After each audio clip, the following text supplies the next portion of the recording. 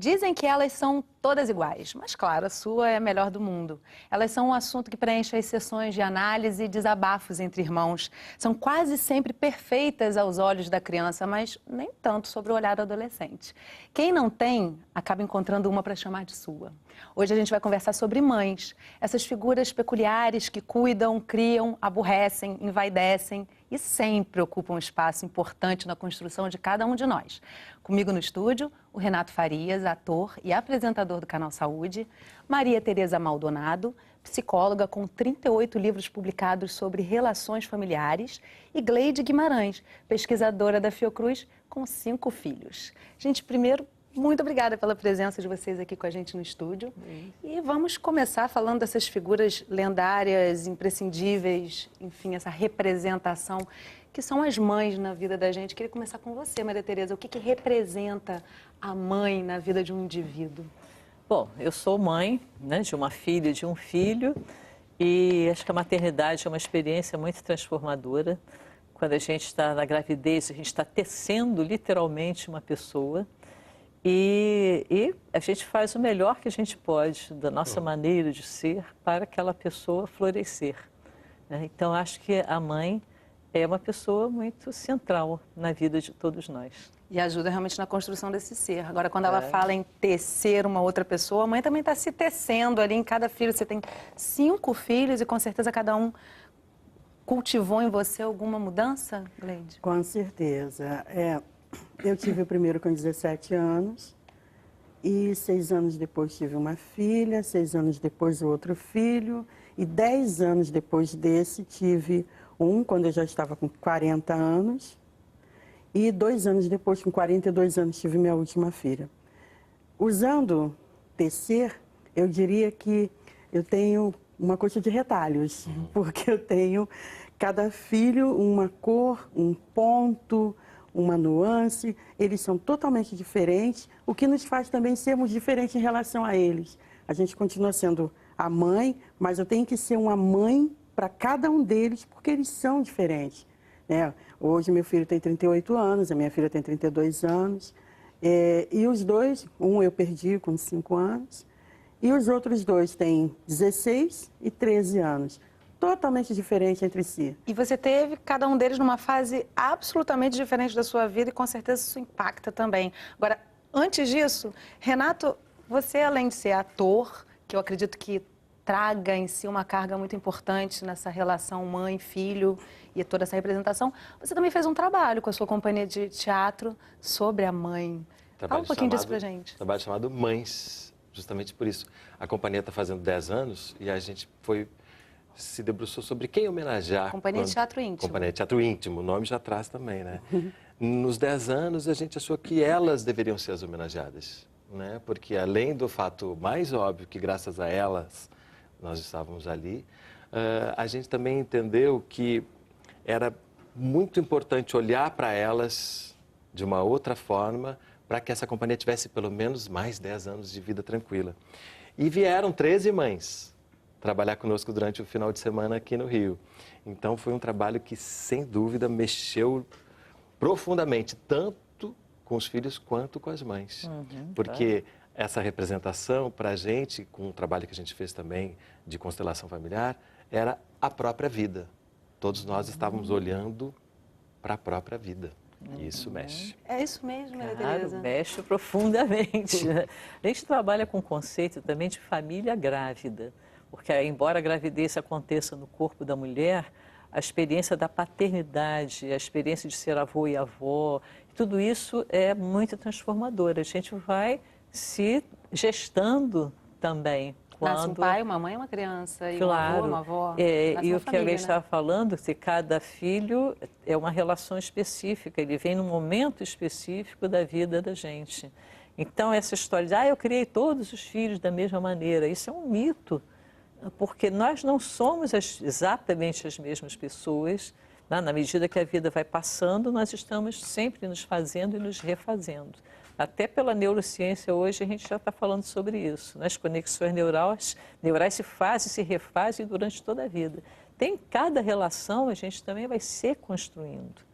e se desconstruindo e se reconstruindo. Então, cada filho é uma relação única. Agora, interessante, então, a gente trazer uma historinha de vocês com a mãe de vocês. O quanto da sua mãe você traz para a sua maternidade, Gleide? Que lembrança, a primeira lembrança que você tem, a mais antiga, com a sua mãe?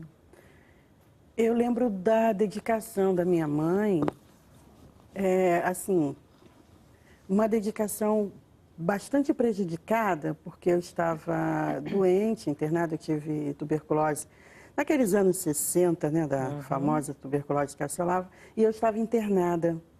E a minha mãe trabalhava como empregada doméstica no centro da cidade e eu estava internada em Petrópolis, em Correios, bem distante.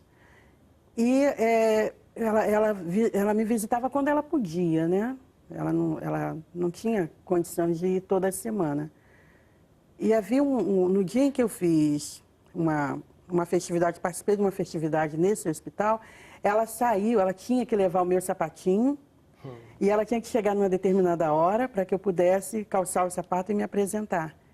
E ela saiu correndo tanto de dentro da casa da dona que ela trabalhava e pega ônibus, rodoviária e corre, que ela passou do centro da cidade do Rio até Petrópolis com avental. Sem se dar conta. Não se deu conta. Quando ela chegou lá, ela estava com avental ainda, né? Mas conseguiu chegar em tempo para me entregar os sapatinhos. E isso é tão importante para uma criança, né? Essas lembranças ficam assim, mexem com a personalidade da gente. Claro. Você tem uma lembrança assim forte da sua mãe? Muitas. Talvez isso tenha, a sua relação com a sua mãe talvez tenha sido muito importante para a publicação de tantos livros sobre contexto familiar. Aham, claro. A minha mãe era dona de casa e ela quis ter outros filhos, mas não conseguiu, então eu fui a única sobrevivente. E então era assim, era um compromisso mesmo de amar, de cuidar, né, de dedicação, como a Gleide estava falando com relação à mãe dela. Isso me inspirou muito também, né? Quando eu tive o outro filho, né, eu tive uma filha e um filho. Então, como eu não tive a experiência de irmãos, eu tive também muitos amigos que eu considerava como irmãos, considero até hoje. Mas essa aprendizagem, como é que é lidar com mais de um filho, isso eu não via minha mãe fazer. Então, eu tive que aprender aí na prática mesmo, né, do dia a dia. Olha, não deve ser fácil ser filho único não, viu? Porque é muito amor, né? E você, É muita Renato? expectativa. É muita expectativa, também, né? Eu estava lembrando aqui, quando o Gleide falava, e me lembrei de uma... Nunca tinha pensado nisso, de um dia numa praia, assim, a gente estava subindo umas pedras, tinha um bando de gente, eu era muito pequeno. E eu fiquei com medo, em determinado momento, de subir mais, que aí as pedras começavam a ficar mais difíceis de escalar. E eu fiquei com medo e fiquei com vergonha de ter medo. Mas, ao mesmo tempo, eu estava parado, peguei da minha mãe e disse assim, eu não consigo. Ela disse assim, não tem problema, a gente vai só até aqui. A gente fica sempre emocionado quando fala, na mãe, a gente vai só até aqui, porque é coragem vir até aqui. Né? E eu estava com vergonha de parecer covarde, de não ter não ser homem o suficiente para continuar subindo. E ela disse, não, a gente vai até onde a gente pode. E isso é o melhor que a gente faz nesse momento. Ai, gente, isso é belíssimo. Eu acho isso muito interessante também, porque acho que isso vale também para a maternidade. Né? A mulher mãe, ela vai até onde pode também. Tá? Eu acompanhei muitas famílias também com a questão da adoção. Eu sempre digo assim, bom, a mãe biológica, ela foi até onde ela pôde. Né? Ela conseguiu ir até aí. Né? A partir daí, ela não pôde ir mais por uma infinidade de razões. É tão importante e aí não tem julgar, uma né? outra mulher que acolhe aquela criança que não nasceu na barriga dela, mas está sendo criada no seu afeto. Então, a gente vai até onde pode também como mãe. Isso também é belo, né? Eu aprendi, eu acho que isso naquele momento, claro que não com a consciência que era uma criança, mas quando eu lembro, aprendi isso, que é de não julgar. Né? Claro que a gente se magoa, a gente fica triste, a gente gostaria que fosse diferente, uma série de coisas, mas quando a gente entende que é uma outra pessoa, né, que está aprendendo a viver naquelas circunstâncias junto com você, você diz, meu Deus do céu, né? Por que eu vou julgar? E aí no não julgamento vem uma paz. Né? Vem uma potência, Aceitar eu acho. o que a pessoa tem para te dar, Aceitar né? Que é a compreensão da nossa humanidade. Né? Quer dizer, muitas vezes a gente espera assim, quando uma criança diz, você é uma deusa. E daí essa criança está esperando que a gente consiga fazer tudo, né? Uma onipotência incrível. Quando ela corrige esse olhar, ela percebe, né? Minha mãe consegue fazer algumas coisas, outra não. Ela vira adolescente e aí passa para um outro campo com a maternidade. Aí até um olhar mais desfavorável, que só vê as limitações e não vê as possibilidades. Até chegar a um olhar maduro sobre a própria mãe e dizer, puxa, uma pessoa, ela pôde fazer algumas coisas, não pôde fazer outras, ela teve possibilidades, mas teve limites também. Eu acho que a paz vem desse entendimento que todos nós temos fragilidades e forças. Isso aconteceu comigo entre uma e outra criação, entre os 2 filhos mais velhos e os 2 mais novos. Eu, quando criava os 2 mais velhos, eu tinha uma obrigação, dizendo assim, um peso de não errar, de saber as coisas certas, de responder principalmente as perguntas que vinham. Eu achava que eu tinha que responder, eu tinha que ter as respostas. E às vezes eu ficava angustiada quando eu não conseguia ter as respostas, quando eu não conseguia resolver as questões. Já os meus filhos que nasceram após os 40, eu tenho uma tranquilidade de dizer não sei, mas a gente pode descobrir junto. Eu realmente não sei, nunca pensei sobre isso. Mas vamos tentar descobrir como é que é isso aí. Uma tranquilidade, uma paz, para mim e para eles. E para eles. É menos culpa, Gleice, porque tem a história da culpa materna, né? Que está ali tentando fazer tudo e se sente culpada pelo pouquinho que não conseguiu dar mais ou por não saber, né? É famosa essa culpa. Tranquila, e eles ficam tranquilos também. E eles começam a me ver como uma pessoa como eles, normal, pé no chão, e também com limitações. Eles começam a entender que eles também não precisam saber de tudo, né? Porque ouvir não sei da mãe acho que é entender que a gente vai não saber muitas vezes ao longo da vida. E o não saber é uma oportunidade, né? Claro, é uma oportunidade de desenvolvimento permanente. Eu ainda não sei isso, vamos descobrir juntos. Eu também estou crescendo, eu também estou evoluindo. Essa história da cobrança está muito ligada à superexigência e à culpa. Isso é uma coisa muito ruim que, como mãe, a gente faz conosco mesmo. A gente não desenvolve uma compaixão com a nossa humanidade. Percepção de limitação, né, também. Porque o que acontece? O filho é sempre surpreendente. A gente pode ter 3, 4 filhos e o novo filho que vem, ele faz perguntas surpreendentes, ele se manifesta de formas que você não sabe como lidar. Ter um filho é uma oportunidade permanente de criar novas maneiras de lidar com as situações. Porque por maior que seja o nosso equipamento, a gente se enrola, né? A gente não sabe, muitas vezes, como lidar com aquilo. E no fim das contas, deixa uma herança, né? Toda mãe deixa uma herança e isso é uma longa discussão, porque seja qual for, boa ou ruim, vai estar dentro da gente, não tem como fugir. Mas isso é assunto para o nosso próximo bloco. Você não sai daí não, que a gente volta já para falar dessas figuras maravilhosas, as mães. A gente volta já.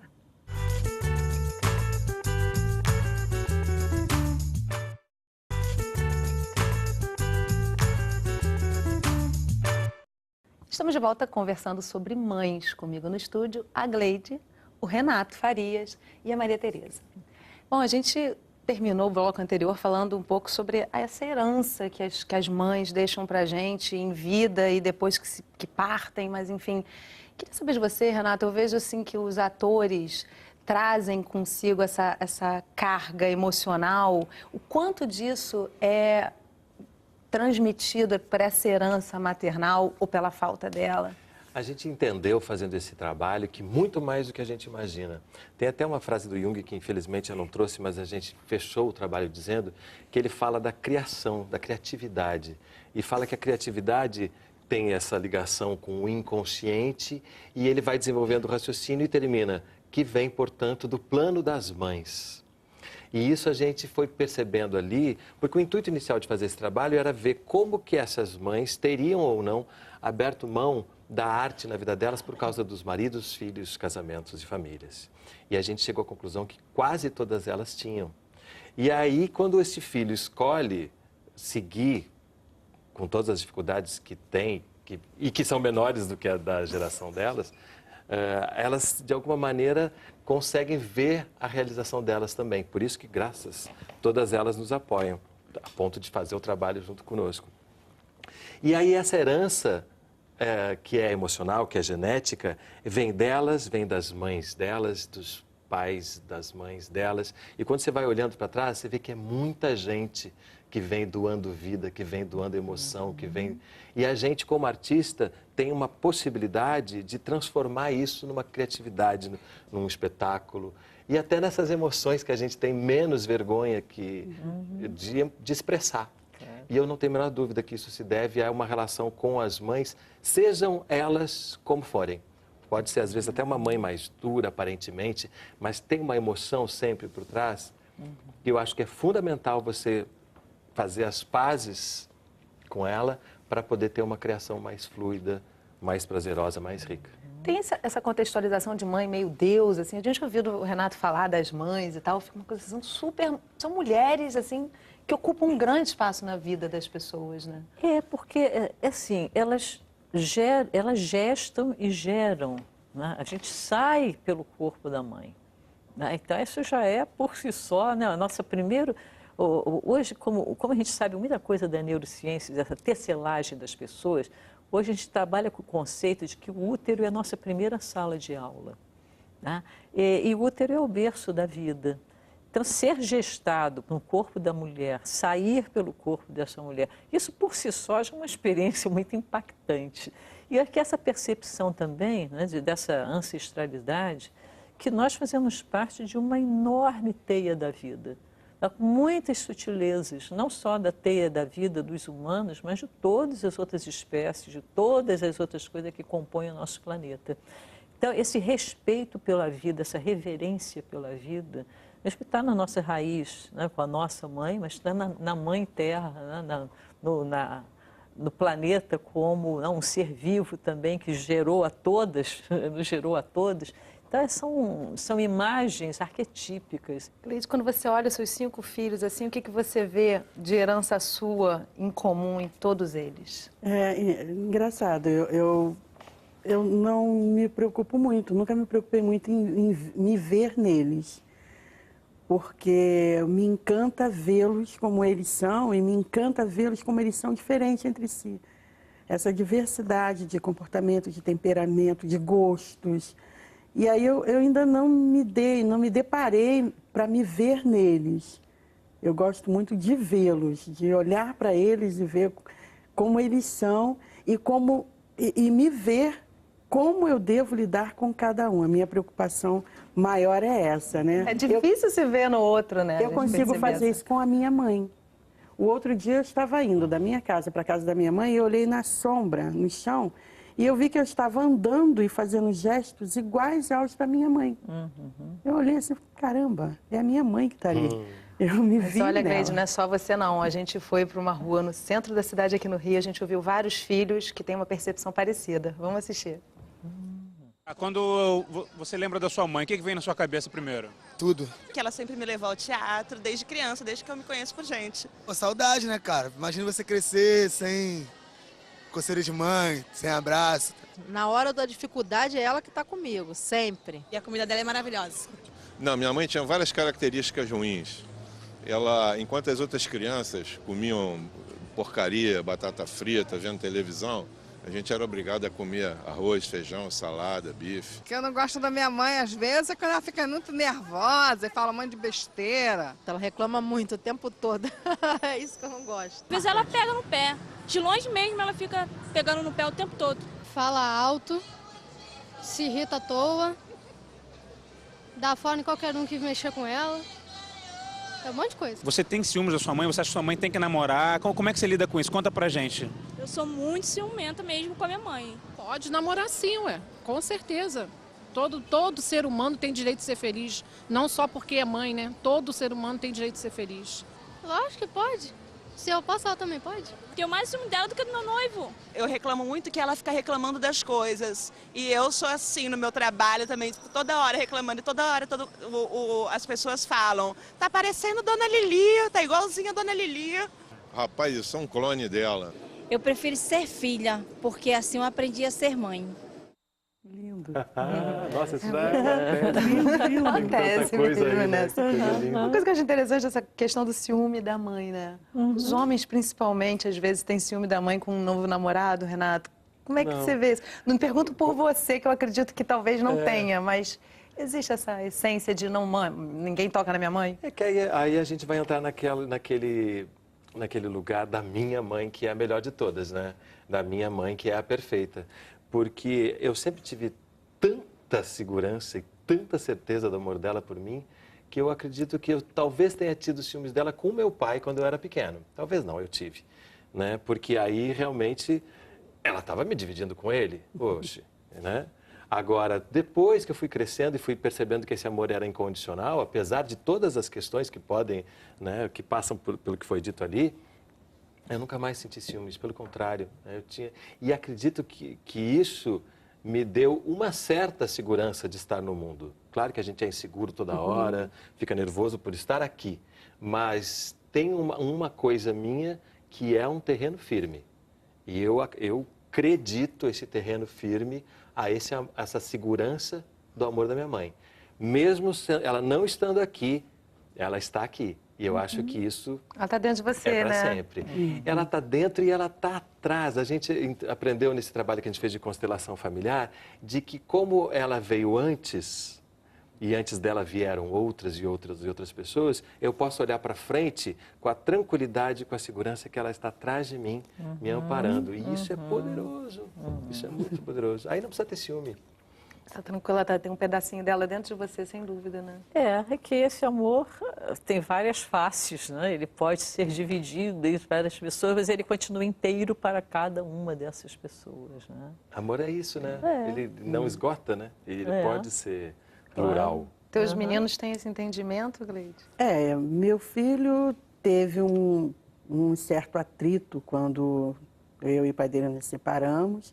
Ele quis assumir o lugar do pai, dono de mim, e logo em seguida eu entrei numa outra relação, e aí tivemos um atrito, mas aos poucos ele foi entendendo, e aí com a ajuda da minha mãe, e a minha mãe foi falando para ele, sua mãe precisa ser feliz, não deu certo com teu pai, mas ela pode ser feliz com outra pessoa, então minha mãe ajudou o meu filho a entender essa nova relação, e aí ele conseguiu elaborar lá a cabecinha dele, conseguiu aceitar.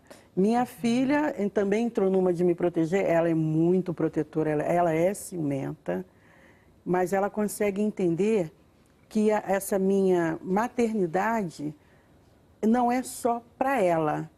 E hoje eu tenho meu filho com 16 anos e a minha filha com 13, e todos os amigos dos meus filhos adolescentes me chamam de mãe. É mãe, mãezinha. E aí eles chegam na minha casa, me abraçam, me beijam. E quando eu chego no trabalho da minha filha, que esses meninos vêm me abraçar e me beijar, ela diz, a mãe é minha. Eu vou fazer uma camiseta dizendo, a mãe é minha. Mas é uma característica da nossa família. Minha mãe também é uma pessoa acolhedora. Ela também tem pessoas que a chamam de mãe, de vó, mesmo não sendo. E assim, vai chegando e vai chamando, a gente vai acolhendo, vai aumentando aí porque o vínculo não depende da biologia. Tá? Quer dizer, quando a gente vê hoje em dia muitas famílias de novos casamentos e filhos daqui, filhos dali, e muitas vezes o vínculo muito importante se faz com aquela pessoa que não é nem o pai nem a mãe biológicos, mas é o afeto. E acolhimento é uma palavra tão boa, né? Acolhimento, claro. que é isso, que é do feminino muito. Claro que tá no homem também, mas é do feminino, essa coisa do acolher, do cuidar. E aí, realmente, a mãe, ela vira esse sem fim de acolher. Né? O que eu acho interessante é que os meus filhos mais velhos têm ciúme de mim com quem chega. Os adolescentes não, eles trazem. E não se importam que a amiguinha ou o amiguinho me chame de mãe, e me abraça, me beija. Não se importam, eles gostam. Parece que eles sentem falta, talvez, de mais irmãos, né? Como você sentiu, talvez eles sintam falta, porque são só eles dois agora. Então, quando tem mais gente, parece que eles se sentem mais seguros.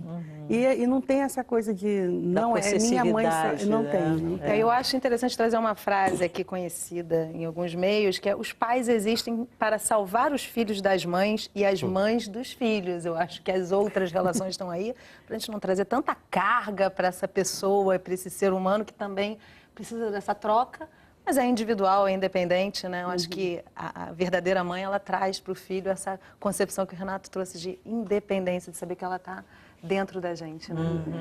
Mas eu acho que quando a gente está falando de mães, de alguma maneira a gente está falando de pais também o tempo todo, né?